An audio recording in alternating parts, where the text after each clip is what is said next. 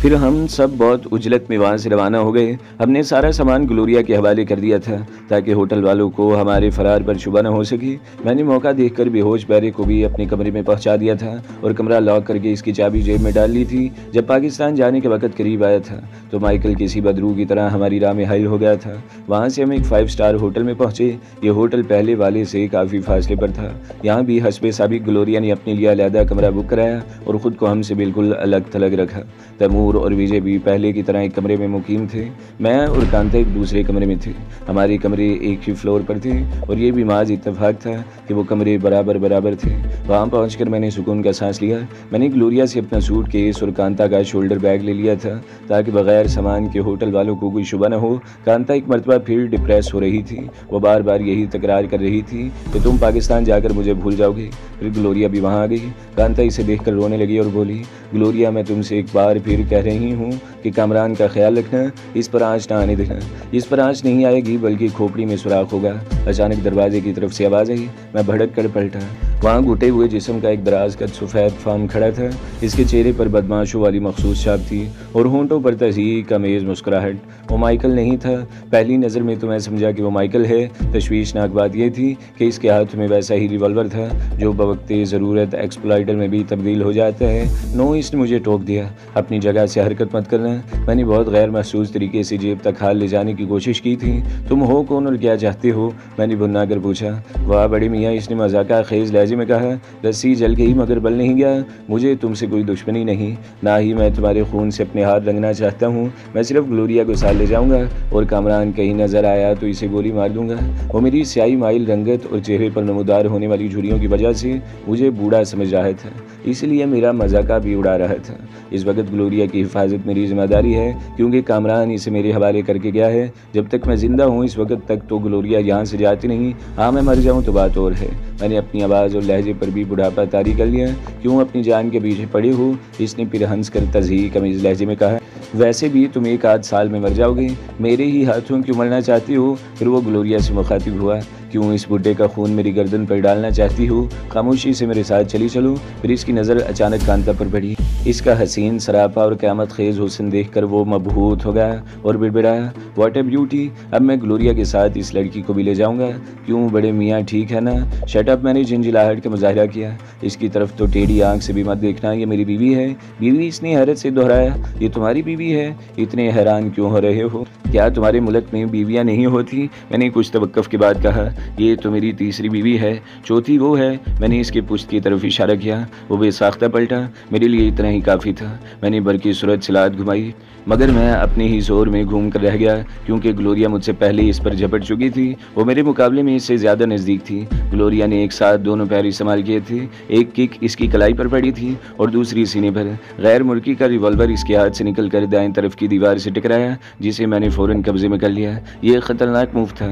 Gloria अगर इसे flying kick मारने की बजाय सिर्फ एक किक मारती तो मेरी किक की जद में आकर बहुत बुरी तरह ज़ख्मी हो जाती। वो तो इसकी खुशकिस्मती थी कि इसने फ्लाइंग किक इस्तेमाल की थी। नतीजे के तौर पर वो हाथों के बल फर्श पर गिरी थी। अगर वो फर्श पर ना गिरती तो मेरी लात इसकी कमर पर पड़ती और वो फुटबॉल की तरह उछल जाती। इसकी रीढ़ की हड्डी भी मुतासिर हो सकती थी। मैं रिवॉल्वर जेब में डालकर इन लोगों की तरफ मुतवज्जा हुआ तो ग्लोरिया के हमले से संभलने के बाद वो सफ़ेद फार्म सांड इस पर हमले के लिए पर तोल रहा था। मैंने ग्लोरिया को पीछे से पकड़ कर खींच लिया। इसी लम्हे गैर मुल्की ने लात चलाई जो मेरे शाने पर ऐन इस जगह लगी जहाँ खंजर का जख्म था। जख्म अभी पूरी तरह ठीक नहीं हुआ था। मुझे ऐसा लगा जैसे मेरे शाने में अंगारे से भर गए हों। तकलीफ की परवाह किए बगैर मैंने फिर लात चलाई मगर वो झुकाई देकर बच गया और झुके झुके एक ज़बरदस्त पंच मेरे सीने पर रसीद किया। लम्हे भर को मुझे ऐसा महसूस हुआ जैसे मेरे दिल की धड़कन रुक गई हो। वो बिलाशुबा बेहतरीन फाइटर था।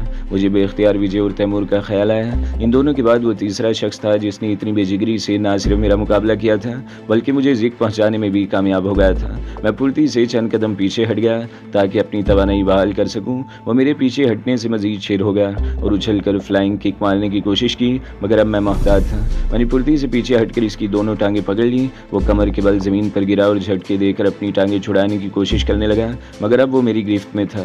वो इतनी आसानी से कैसे छूट सकता था? मैंने इसके पैर जोड़ के पास से पकड़ लिए। अब तुमने मजीद जोर आजमाई की कोशिश की तो तुम्हारे दोनों जोड़ निकल जाएंगे, मैंने शफाक लहजे में कहा और इसकी दोनों टांगें पकड़ कर कमरे में 2-3 चक्कर दिए और आहिस्तगी से इसे फर्श पर रख दिया। मैं चाहता तो घुमाते घुमाते तुम्हें छोड़ देता तो दीवार से टकरा कर तुम्हारा सर नारियल की तरह पाश पाश हो जाता। अब अच्छे बच्चों की तरह खड़े हो जाओ, मैंने सर्द लहजे में कहा और इसकी दोनों टांगें छोड़ दी। फिर मैं इसकी फुर्ती पर अश कर उठा। पैर आज़ाद होते ही वो किसी जिम्नास्टिक की तरह कलाबाजियाँ खाकर खड़ा हो गया और एक मरतबा फिर मुझ पर हमले की तैयारी करने लगा। माइकल खुद तो जो कुछ था सो था, मगर अपने साथ आदमी भी छांट कर लाया था। इस मरतबा इसने मुझे पंच मारना चाहा। मैंने दाएं तरफ झुककर इसका हाथ कलाई के पास से पकड़ लिया। इसने बायां हाथ चलाया मगर यही हशर इसका भी हुआ, मगर इसकी दोनों कलाइयाँ मेरे कब्जे में थीं। मैंने कहा था कि अच्छे बच्चों की तरह खड़े हो जाओ, मगर मेरा ख्याल है कि बात तुम्हारी समझ में आई नहीं। मैं रियायत सिर्फ एक दफ़ा देने का कायल हूँ, मैं अब भी इस खेल को ज़्यादा तूल नहीं देना चाहता। मैंने अचानक इसकी कलाइयों को मखसूस झटका दिया। इसके मुंह से अजियत भरी करा बुलंद हुई और दोनों हाथ बेजान होकर पहलुओं में झूल गए। फिर मैंने इसकी पेशानी पर घुंसा मारा, वो उलट के गिरा तो मैंने इसकी रीढ़ की हड्डी पर जोरदार किक रसीद कर दी। वो मछली की तरह तड़पने लगा। फिर चंद लम्हों बाद वो बेहोश हो गया। मैंने होटल का पैड उठाकर इसमें एक कागज़ फाड़ा और लिखा, माइकल के लिए एक और तोहफा, इसकी जगह तुम भी हो सकते थे, from your best friend KNG। मैंने इस गैर मुल्की को उठाकर बेड पर डाला, इसकी जेब में वो पर्चा रखा और होटल के रूम सर्विस को फ़ोन करके कहा मुझे फौरी तौर पर एम्बुलेंस मंगा दें, मेरा एक मेहमान बाथरूम में गिर के ज़ख्मी हो गया है। 10 मिनट के अंदर अंदर एम्बुलेंस वहाँ पहुँच गई। हॉस्पिटल का अमला स्ट्रेचर लेकर आया था। गैर मुल्की इस वक्त बेहोश था। इन लोगों ने फुर्ती से इसे स्ट्रेचर पर डाला और तेज़ी से बाहर निकल गए। हम में से किसी का हॉस्पिटल तक जाना ज़रूरी है, वरना होटल वालों के साथ साथ हॉस्पिटल वाले भी शक में पड़ जाते। मैंने कहा मेरा ख्याल है कि मैं चला जाऊँ, इस वक्त मुझे माइकल या इसके साथी पहचान नहीं सकेंगे। अहमकाना बातें मत करो, ग्लोरिया ने कहा, यह तन्हा नहीं होगा, बाहरी इसके दूसरे साथी भी मौजूद होंगे। तुम हॉस्पिटल तक किसी भी मरहले में इसके साथ गए तो इनकी नज़रों में आ जाओगे और वो लोग वहीं तुम्हारा किस्सा पाक कर देंगे। फिर मैंने सवालिया अंदाज में कहा, खामोशी से बैठे रहो, अभी होटल का मैनेजर या कोई और जिम्मेदार आदमी तफसील मालूम करने आएगा। जाहिर है इस सोलिये में वो भी तुम्हें नहीं पहचानेगा। मैं कह दूंगी कि तुम मेहमान के साथ हॉस्पिटल गए हो। ग्लोरिया ने कहा, इस वक्त यहाँ तुम्हारी ज़्यादा ज़रूरत है। माइकल के साथी अगर बाहर हुए तो वो खामोश नहीं बैठेंगे। तैमूर और विजय को भी यहीं बुला लो। ग्लोरिया कुछ ज़्यादा ही खौफजदा लग रही थी। न जाने वो माइकल से इतनी खौफजदा क्यों थी। मेरा ख्याल है कि मैं कांता और विजय को रवाना कर दूं, मैंने पुरख्याल अंदाज में कहा। विजय बता रहा था कि यहाँ इसके कई दोस्त हैं जो इसके लिए वक़्त पड़ने पर जान भी दे सकते हैं। मैं कहीं नहीं जाऊँगी, कांता ज़िद्दी बच्चों की तरह बोली। कांता प्लीज़, मैंने कहा, तुम क्या चाहती हो कि हम माइकल के हाथों मारे जाएं? फिर अभी कुछ देर पहले तुमने मुझसे क्या वादा किया था? अगर तुम्हारी जान मेरी वजह से ख़तरे में है तो मैं चली जाती हूँ, कांता ने रोते हुए कहा। फिर न जाने कब मुलाकात हो सकता है ये हमारी आखिरी मुलाकात हो। बेवकूफ़ी की बातें मत करो, सिर्फ कुछ ही दिन की तो बात है, अब कुछ मत बोलना। मैं तैमूर और विजय को बुलाती हूँ। ग्लोरिया जानबूझकर वहाँ से हट गई। विजय तुम्हारा ख्याल रखेगा, कुछ ही दिन की तो बात है, तुम्हारी जायदाद बिक जाए तो फ़ौरन मेरे पास चली आना, मगर इसे औने पौने बेचने की कोशिश मत करना। चलता हुआ कारोबार है, कोई भी सनतकार इसे मुँह मांगे दामों खरीदेगा। इसी वक्त तैमूर और विजय कमरे में दाखिल हुए। इनके साथ ग्लोरिया नहीं थी, वो शायद अपने कमरे में चली गई थी। मैंने विजय को तफसील से एक एक बात समझाई और ताकीद की कि कांता का ख्याल रखना, इसे कोई तकलीफ नहीं पहुंचना चाहिए। काम होते ही तुम और कांता पाकिस्तान चले आना। इसने कहा, आप बेफिक्र हो जाएं, कांता की हिफाजत अब मेरा जिम्मा है। मर जाऊंगा मगर इसे कोई तकलीफ नहीं पहुंचने दूंगा। तुम वो एड्रेस लिख दो जिस पर तुमसे कांटेक्ट हो सके, मैंने कहा। विजय ने पैड उठाकर न्यू दिल्ली ही का एक एड्रेस लिखा और कागज़ मेरे हवाले करता हुआ बोला, ये मेरे एक दोस्त का एड्रेस है, मैं फ़िलहाल इसके पास जा रहा हूँ। अगर मैं यहाँ भी ना मिला तो आपका मैसेज मुझे ज़रूर मिल जाएगा, चाहे मैं इंडिया के किसी भी शहर में ही चला जाऊँ। फिर वो कांता से मुखातिब हुआ, चलो कांता, हमारे पास वक्त बहुत कम है। कांता ने जड़ी बूटियों का बैग मेरे हवाले किया और एक बार फिर मुझे अपना ख्याल रखने की ताकीद की। इसी वक्त ग्लोरिया भी आ गई। वो ग्लोरिया से गले मिलकर बिलक बिलक कर रोने लगी। फिर ये मुश्किल तमाम ग्लोरिया ने इसे खामोश कराया। इसका सूटकेस पहले ही विजय ने उठा लिया था। वो रोती हुई इसके साथ रवाना हो गई। मैंने तैमूर से कहा कि तुम इनसे कुछ फासले पर रहकर इनकी निगरानी करो और ये लोग जब तक रवाना न हो जाएं वहीं खड़े रहना। माइकल के आदमी इन्हें भी नुकसान पहुंचा सकते हैं। मेरी बात तैमूर की समझ में आ गई और वो फुर्ती से इनके पीछे रवाना होगा। अब तुम भी पैकिंग कर लो, हम अभी और इसी वक्त यहाँ से निकलेंगे। मगर मेरी फ़्लाइट तो कल है, मैंने जवाब दिया। कल तक न जाने क्या हो जाए, हम ये वक्त कहीं और भी तो गुजार सकते हैं। फिर विजय का दोस्त भी क्या बुरा है, हम ये वक्त इसके साथ भी गुजार सकते हैं। मैंने कहा तो फिर जल्दी करो, विजय को रोको। ग्लोरिया उछल कर खड़ी हो गई। इसकी ज़रूरत नहीं है, मैंने जवाब दिया। मेरे पास इसका एड्रेस मौजूद है। मैं मुस्कुरा कर बोला, एक तो तुम्हारी इस झुलसी हुई रंगत और झुर्रियों भरे चेहरे को बर्दाश्त करना बहुत मुश्किल है, इस पर से तुम्हारी ये मकरू मुस्कुराहट। ग्लोरिया चिढ़कर बोली, अब तो जैसा भी है तुम्हें ये सब 2 दिन तो बर्दाश्त करना ही होगा। मैंने हंसते हुए कहा, अच्छा दांत मत निकालो। वो जले कटे लहजे में बोली, पैकिंग करो और निकलो यहाँ से। पैकिंग करने को है ही क्या, मैंने जवाब दिया।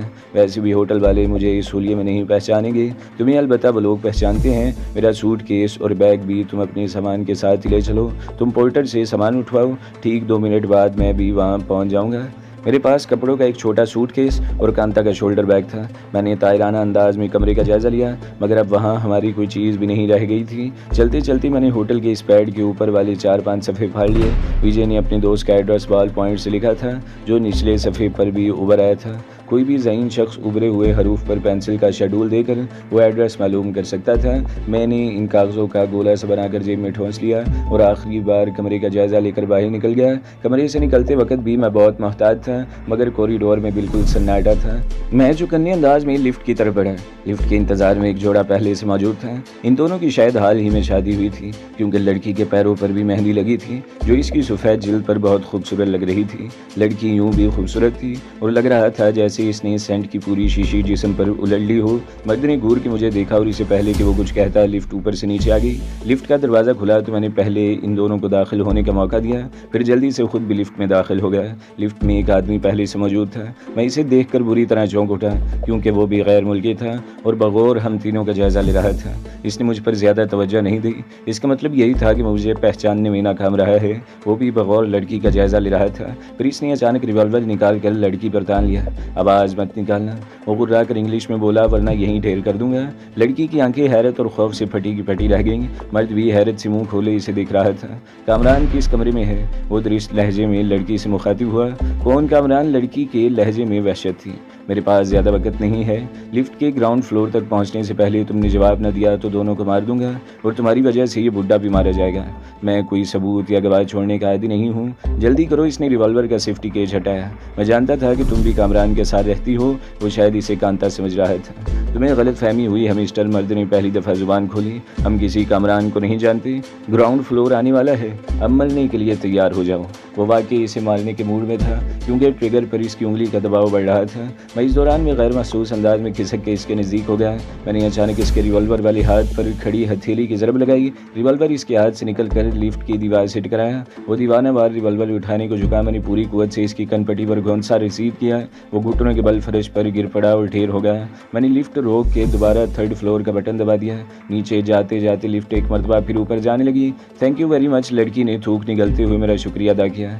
3rd फ्लोर पर पहुंचकर आप लोग टाइम वेस्ट किए बगैर जीनों के जरिए नीचे चले जाएं। पता नहीं ये बदमाश आपसे क्या चाहता है। 3rd फ्लोर पर लिफ्ट रुकते ही वो दोनों तीर की तरह बाहर निकल गए। मैंने लिफ्ट के दरवाजे से ग्लोरिया को देख लिया था। वो पोर्टर से सामान उठाए हुए कमरे से बाहर निकल रही थी। लिफ्ट का दरवाज़ा बंद होते ही मैंने इस बदमाश का जायज़ा लिया। मेरा हाथ कुछ ज़्यादा ही ज़ोर से पड़ गया था। वो मरदूद मेरी एक ही ज़रब बर्दाश्त नहीं कर सका था और ज़िंदगी की कैद से आज़ाद हो गया था। मैंने फुर्ती से इसके जेबों की तलाशी ली। जेब में सिवाय कमरे की चाबी, पर्स और पेन की और कुछ नहीं था। पर्स डॉलर से भरा हुआ था। पर्स में मौजूद टेलीफोन इंडेक्स से मैंने कागज़ फाड़ा और पेन से इस पर लिखा, केजी की तरफ से माइकल के लिए तीसरा तोहफा। कागज़ इसकी जेब में ठोंस कर मैंने इसका रिवॉल्वर उठाया और इसे शेरवानी की जेब में ठोंस लिया। मुझे खदशा था कि 4th फ्लोर पर कोई लिफ्ट के इंतज़ार में न खड़ा हो, मगर ऊपर कोई भी मौजूद नहीं था। मैंने इस मरदूद को उठाकर लिफ्ट से बाहर फेंका और जल्दी से 3rd फ्लोर का बटन दबा दिया। मेरा ख्याल था कि 3rd फ्लोर पर ग्लोरिया लिफ्ट की मुंतज़िर होगी, मगर वो शायद दूसरी लिफ्ट के ज़रिए नीचे जा चुकी थी। मैंने जल्दी से ग्राउंड फ्लोर का बटन दबाया। मैं बहुत पुरसुकून अंदाज में लिफ्ट से निकला और टहलने वाले अंदाज में लाउंज की तरफ बढ़ा। काउंटर पर ग्लोरिया चेकआउट कर रही थी। इसकी तरफ देखे बगैर मैं एतमाद से बाहर की तरफ बढ़ गया। बाहर तैमूर भी मौजूद था। इसका मतलब था कि विजय और कांता खैरियत से निकल गए हैं। इससे कुछ कहे बगैर मैं सीधा गेट की तरफ बढ़ा। मैंने मुड़कर यह भी नहीं देखा कि तैमूर मेरे पीछे आ रहा है या नहीं। पार्किंग लॉट में हमारी गाड़ी मौजूद थी। इसकी चाबी तैमूर ही के पास मौजूद थी। मैं गेट से बाहर निकल कर सड़क पर आया तो तैमूर भी गाड़ी लेकर आ गया। मैं इसी तरह तरफ जा रहा था। तुम वापस होटल में जाओ क्योंकि ग्लोरिया भी आ रही है, मैंने इससे कहा। इसने यू टर्न लिया और दोबारा होटल के एंट्रेंस से अंदर दाखिल हो गया। अब कहाँ चलना है? तैमूर ने टैक्सी ड्राइवर की तरह पूछा। मैंने जेब से विजय का दिया हुआ एड्रेस निकाला। वो दिल्ली के एक इलाके कुर्दिल बाग का एड्रेस था। मुझे वहाँ के रास्तों का बिल्कुल इल्म नहीं था। यही हाल तैमूर और ग्लोरिया का भी था। वो भी रास्तों के मामले में मेरी तरह बिल्कुल अजनबी थे। मैं किसी से मालूम करता हूँ रास्ता, तैमूर ने कहा और गाड़ी सड़क के किनारे लगाकर पान सिगरेट की कैबिन की तरफ बढ़ गया। वो खुद तो सिगरेट नहीं पीता था मगर मेरे लिए सिगरेट का एक पैकेट ले लिया। बातों बातों में इसने सरसरी तौर पर पनवाड़ी से कुर्दिल बाग का पता भी पूछ लिया और दोबारा स्टीयरिंग पर आ बैठा। फिर खुद ही हंस कर बोला। मैंने पनवाड़ी से पूछा कि मैं जल्द से जल्द कुर्दिल बाग पहुँचना चाहता हूँ, यहाँ से कोई शॉर्टकट वहाँ जाता है? इसने मुझे बताया कि यहाँ से सीधे जाओ, फिर दाएं तरफ जो पहला मोड़ दिखाई दे इस पर मुड़ जाओ और सीधे चले जाओ। वहाँ पहुँचकर छोटी सी एक चढ़ाई आती है। चढ़ाई खत्म होते ही कुर्दिल बाग का इलाका शुरू हो जाएगा। अगला मोड़ मुड़ने के बाद तैमूर कुछ दूर चलने के बाद बोला। नेवी ब्लू कलर की एक सुजुकी कैरी शायद हमारा पीछा कर रही है। होटल से चलते वक्त भी मैंने इसे देखा था, फिर यहाँ मुड़ते हुए भी मैंने इसे अपने पीछे आते देखा है। गाड़ी में मौजूद लोगों के चेहरे भी दिखाई दे रहे हैं। मैंने पूछा मेरा मतलब है कि इनमें कोई गैर मुल्की भी है? इनके चेहरे अभी तक नजर नहीं आए क्योंकि फासला काफ़ी है। मैं गाड़ी की स्पीड कम करता हूँ, मुमकिन है यह हमारा वहम हो और वो लोग अपने ही रास्ते पर जा रहे हों। मुझे यही खदशा था। ग्लोरिया बिड़बिड़ाई। माइकल इतनी आसानी से पीछा छोड़ने वाला नहीं है। तुम्हें तो माइकल फोबिया हो गया है, मैंने झिंझलाकर कहा। तुम्हें आखिर हुआ क्या है? क्या माइकल जादू के जोर से तुम्हें बिल्ली या बकरी बना देगा? तुम इसे नहीं जानते हो कामरान, इसलिए ऐसा कह रहे हो? ग्लोरिया मेरे तंज का बुरा माने बगैर बोली। मैं इसे अच्छी तरह जान गया हूँ, वो भी हमारी तरह इंसान है, मैंने चिढ़कर कहा। कोई सुपरमैन नहीं है, वरना होटल से अपनी जान बचाकर यूं कुत्तों की तरह दुम दबाकर न भागता है। मैं मुंह बनाकर बोला। फिर फैसला कुन लहजे में कहा। अब मैं इस माइकल को तुम्हारे कदमों पर झुकाकर ही दम लूंगा, फिर इसके हाथ पैर तोड़कर इसे दोबारा अमेरिका रवाना कर दूंगा। मैं इसे जान से नहीं मारूंगा ताकि वो जब तक जिंदा रहे बेबसी और माजूरी की अजियत उठाता रहे। हमें जोश से नहीं बल्कि होश से काम लेना है, ग्लोरिया जल्दी से बोली। तो क्या अब तक हम बेहोश हैं? मैंने फिर तंज किया। तुम्हारी गुफ्तगू अलबत्ता मुझे डिप्रेस कर रही है। फॉर गॉड से ग्लोरिया, माइकल को सुपरमैन मत समझो। मैंने कभी से सुपरमैन कहा है, मगर एहतियात बुरी चीज़ तो नहीं है। वो गाड़ी हमारा भी पीछा कर रही है। तैमूर ने अचानक हमें चौंका दिया। मैंने रफ्तार सुस्त की तो इन लोगों ने भी रफ्तार कम कर दी। गाड़ी साइड में रोक दी और बोनेट खोल के खड़े हो जाओ। यूँ जाहिर करो जैसे इंजन में कोई ख़राबी हो गई हो। या तो वो लोग भी वहाँ रुक जाएंगे या फिर आगे बढ़ जाएंगे। इस तरह कम अज़ कम इनके चेहरे देखने का मौका तो मिलेगा। मेरी हिदायत पर तैमूर ने कुछ आगे जाकर गाड़ी रोक दी। मुझे शेरवानी से उलझन हो रही थी। इससे पहले जब भी मैंने शेरवानी पहनी थी मुझे बेचैनी हुई थी, क्योंकि शेरवानी खासी टाइट होती है और इसे पहनकर आज़ादाना हरकत नहीं की जा सकती। गाड़ी की चाबी मुझे दो, मैंने शेरवानी उतारते हुए कहा। मैं इन कपड़ों से छुटकारा हासिल करना चाहता हूँ। यहाँ ग्लोरिया हैरत से बोली। तुम्हें ये झाड़ियाँ दिखाई नहीं दे रही? मैं 2 मिनट से ज़्यादा नहीं लगाऊंगा। ये सलीम शाही जूता भी मुझे बहुत तंग कर रहा है। मैंने डिग्गी खोलकर अपने सूटकेस से जीन्स, जैकेट और शर्ट निकाली। सलीम शाही जूते डिग्गी में पहनकर अपने क्रेप सोल के शूज़ निकाल लिए और गाड़ी में बैठकर कुर्ता उतार दिया। फिर शर्ट पहनकर मैं जीन्स लेकर नंगे पाँव ही झाड़ियों की तरफ बढ़ गया। सुजुकी कैरी का कहीं पता नहीं था। शायद वो लोग भी हमें रुका देखकर रुक गए थे। मैंने झाड़ियों में जाकर फुर्ती से पैंट पहनी और जल्दी से गाड़ी की तरफ लौट आया। नंगे पैर झाड़ियों में घुसने का नतीजा ये निकला कि मेरे पैरों में कांटे चुभ गए। मैंने गाड़ी में बैठकर कांटे पैरों से निकाले और अपने जूते पहन लिए। फिर जैकेट पहनकर मैंने शेरवानी की जेबों में सब चीज़ें निकालकर जैकेट की जेब में रखी और अपने उतारे हुए कपड़े डिग्गी में फेंक कर इसे लॉक कर दिया। लिबास बदलते ही मैंने खुद को बहुत हल्का फुल्का महसूस किया। हर तरह से तैयार होने के बाद मैंने तैमूर से कहा, गाड़ी का रुख मोड़ो और वापस चलो, मैं भी तो देखूं वो लोग हैं कौन। पागल हो गए हो? ग्लोरिया ने कहा। ये तो वही बात हुई कि आप बैल मुझे मार। इससे पहले कि बैल हमें मारे हम खुद ही क्यों न बैल को मार दें। अगर इन लोगों को विजय के ठिकाने का इल्म होगा तो हमारा तो कुछ नहीं बिगड़ेगा। कांता मुसीबत में फंस जाएगी, वो लोग इसकी ज़िंदगी अजीरन कर देंगे। विजय भी आखिर कब तक इनका मुकाबला करेगा। हम लोग तो कल यहाँ से रवाना हो जाएंगे और अगर इस गाड़ी में माइकल भी हुआ तो। ग्लोरिया ने कहा। ओ माइकल माइकल माइकल, मैं झिंझला कर कहा। अब अगर मेरे सामने तुमने इसका नाम लिया तो इससे पहले मैं खुद ही तुम्हारी गर्दन मरोड़ दूंगा। अगर माइकल हुआ तो इसे भी तुम्हारे सामने मुर्गा बना दूंगा। मैंने बुरा समूह बनाया, फिर संजीदगी से बोला। अब मैंने माइकल के बारे में तुम्हारी जुबान से एक लफ्ज़ भी सुना तो हमारी राहें अलग हो जाएंगी। मैं माइकल का हवा मजीद अफोर्ड नहीं कर सकता। ऐसे वक्त में तुम मुझे तन्हा छोड़ दोगे? ग्लोरिया की आंखों में आंसू आ गए। आखिर तुम्हें हुआ क्या है? मैंने झिंझिलाकर कहा। मुझे वो ग्लोरिया चाहिए जो बड़े से बड़े मार्के में मेरे शाना बशाना होती है। क्या अब तुम भी कांता बनने की कोशिश कर रही हो? मेरे लिए प्रॉब्लम क्यों पैदा कर रही हो? अच्छा, मैं वादा करती हूँ कि आइंदा माइकल का नाम भी जुबान पर नहीं लाऊंगी, ग्लोरिया ने कहा। यह हुई ना बात। तैमूर ने गाड़ी को यू टर्न देते हुए कहा और एकदम स्पीड बढ़ा दी। मुझे दूर ही से वो नेवी ब्लू सुजुकी कैरी नजर आ गई। अगर वो लोग यू टर्न लेकर भागने की कोशिश करें तो इन्हें अपनी गाड़ी से हिट कर देना, मैंने कहा। मैं जल्द से जल्द इस किस्से को निपटाना चाहता हूँ और अगर वो लोग वहीं खड़े रहे तो क्या मतलब? मैं भुना गया। क्या ग्लोरिया की तरह तुम भी हवास खो बैठे हो? मेरा लहजा दुरुस्त हो गया। अगर वो लोग अपनी जगह से हरकत न करें तो तुम भी इनके बिल्कुल नज़दीक ही गाड़ी रोक देना। बकिया मामलात मैं संभाल लूँगा। अमानन फानन सुजुकी कैरी तक पहुँच गए। इनमें कोई चेहरा गैर मुल्की नहीं था। सभी देही आदमी थे और शक्लों से घटिया दर्जे के बदमाश लग रहे थे। मैं गाड़ी का दरवाज़ा खोलकर नीचे उतरा। वो हैरत से मुझे देखने लगे। ए मिस्टर, मैंने सुजुकी के ड्राइवर को मुखातिब किया, ज़रा इधर आओ। इसने नज़रों ही नज़रों में अपने साथियों से मशवरा किया, फिर दरवाज़ा खोलकर नीचे उतरा और आहिस्ता आहिस्ता मेरी तरफ बढ़ने लगा। क्या बात है? इसने मेरे नज़दीक पहुँचकर उखड़ लहजे में कहा। तुम लोग हमारा पीछा क्यों कर रहे हो? मैंने दृष्ट लहजे में कहा। कौन तुम्हारा पीछा कर रहा है? इसने इंतहाई वजनी किस्म की गाली देते हुए कहा। मैंने किनखियों से तैमूर की तरफ देखा। वो बहुत गैर महसूस तरीके से अपना रिवॉल्वर निकाल चुका था और इसकी तवज्जो हमारी बजाय इसके साथियों पर थी। इनकी तादाद 3 थी। तुम हमारा पीछा कर रहे हो? मैंने जवाबी तौर पर इसे गाली देते हुए कहा। जीन्स और जैकेट पहनकर और बालों को गुज़ाब लगा कर कोई आदमी जवान नहीं हो सकता। वो तंजिया लहजे में बोला। अगर यही गाली मुझे कोई जवान आदमी देता तो वो अब तक अपने पैरों पर खड़ा नहीं रह सकता था। जाओ बड़े मियाँ, अपना काम करो वरना मेरी खोपड़ी उलट जाएगी। मैंने जवाब में इसके चेहरे पर इतनी ज़ोर से थप्पड़ मारा कि वो उलट कर पीछे जा गिरा। इसके चेहरे की जिल्द फट गई और खून रिसने लगा। सूरत हाल एकदम बदल गई। इसके साथ ही एकदम गाड़ी से बाहर आ गए। वो तीनों रिवॉल्वर से मुसल्ले थे। थप्पड़ खाने वाला भी कपड़े झाड़ता हुआ खड़ा हो गया। इसके साथियों ने आगे बढ़ने की कोशिश की मगर इसने इशारे से रोक दिया और दृष्ट लहजे में मुझसे बोला।